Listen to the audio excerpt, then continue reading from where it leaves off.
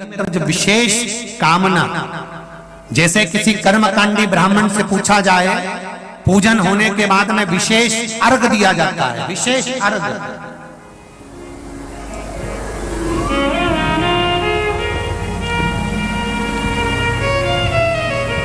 उसी तरह विशेष कामना के लिए एक पत्र में आया विशेष कामना का फल, किसी ने सुन लिया था कथा में। देखिए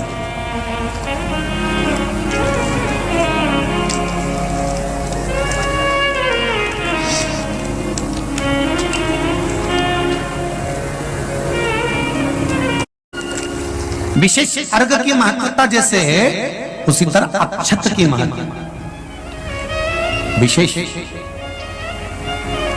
108 अक्षत के दाने हाथ में हो और आपकी कामना कर कर जिस कार्य के लिए आपने बाबा को आज स्पर्श किया है, हाथ में लेकर जहां आपने चंदन लगाया है, उसी जगह पर हथेली से बाबा को चंदन वाले स्थान पर उस 108 चावल के दाने को रख देना चाहिए, छोड़ देना चाहिए या लगा देना चाहिए। विशेष अर्घ का महत्व किसी कर्मकांडी ब्राह्मण से अवश्य पूछना कि उसका फल क्या होगा।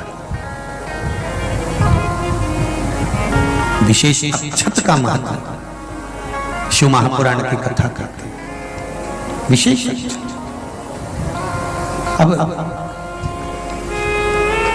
आपका समर्पण, आप जो देवाधिदेव महादेव को समर्पण कर रहे हो, भगवान शंकर की आराधना कर रहे हो, भगवान शिव की स्तुति कर रहे हो, भगवान शंकर के स्मरण में लगे हुए हो, उसका एक महत्व, उसका एक सुख।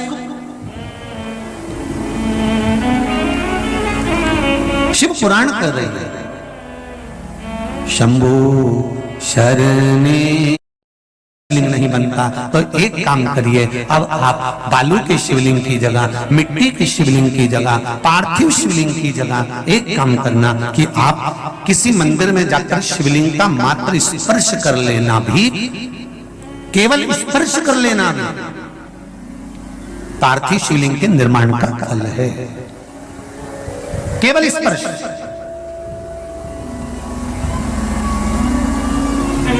आप लोग जाते हैं शिव मंदिर, तो शिव मंदिर जाते हैं तो शिवलिंग का स्पर्श करते हैं, जम के तो बोलो जरा, करते हो सब लोग?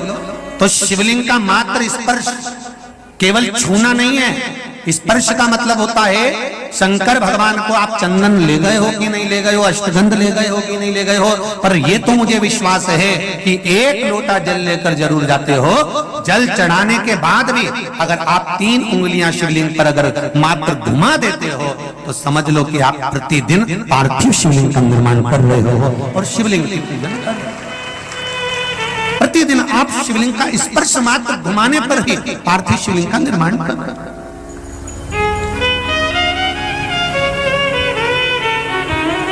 अब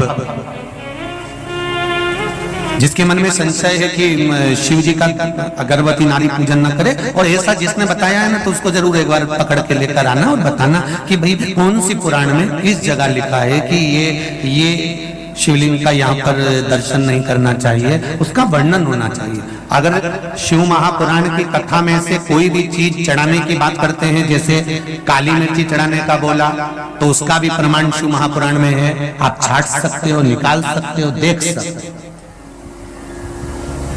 गेहूं के दाने का प्रमाण शिव महापुराण में है। अरहर की दाल का प्रमाण शिव महापुराण में है। दुर्वा के जल का प्रमाण शिव महापुराण में है। डाब के प्रमाण शिव महापुराण में है। चावल का प्रमाण शिव महापुराण में है। कौन कौन सी चीजों से भगवान शंकर के शिवलिंग का निर्माण होता है, यहां तक वर्णन करा गया कि भस्म से निर्मित शिवलिंग का भी पूजन हमारे यहां शिव महापुराण में वर्णन है।